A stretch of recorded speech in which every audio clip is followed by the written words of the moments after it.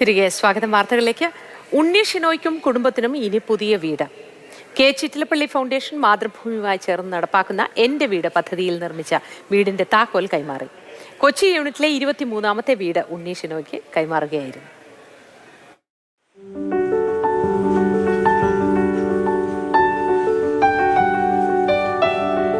വർഷങ്ങളായുള്ള ഉണ്ണി ഷിനോയുടെയും കുടുംബത്തിന്റെയും സ്വപ്നമായിരുന്നു സ്വന്തമായൊരു വീട്. ആ ആഗ്രഹമാണ് കെ ചിറ്റിലപ്പള്ളി ഫൗണ്ടേഷൻ മാതൃഭൂമിയുമായി ചേർന്ന് നടപ്പാക്കുന്ന എൻ്റെ വീട് പദ്ധതിയിലൂടെ പൂവണിഞ്ഞത്.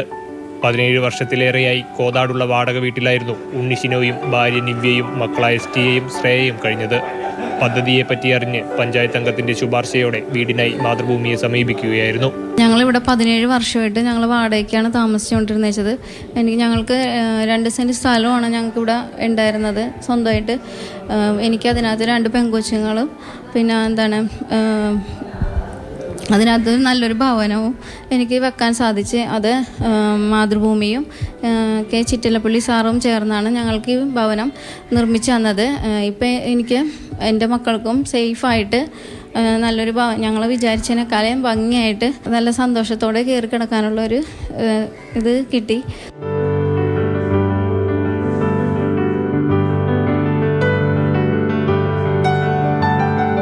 7 മാസം കൊണ്ടാണ് വീടിന്റെ നിർമ്മാണം പൂർത്തിയായത്. കോതാട് നിർമ്മിച്ച പുതിയ വീടിന്റെ താക്കോൽ കഴിഞ്ഞ ദിവസം നടന്ന ചടങ്ങിൽ K Chittilappally foundation executive director and project head B Jayaraj കുടുംബത്തിന് കൈമാറി. Mathrubhumi public relations vice president P V. Mini, Mathrubhumi Kochi regional manager P. Sindhu, Mathrubhumi senior circulation manager Manoj Kumar S, K Chittilappally foundation manager Deepak G എന്നിവർ ചടങ്ങിൽ പങ്കെടുത്തു. മാതൃഭൂമി ന്യൂസ്, കൊച്ചി.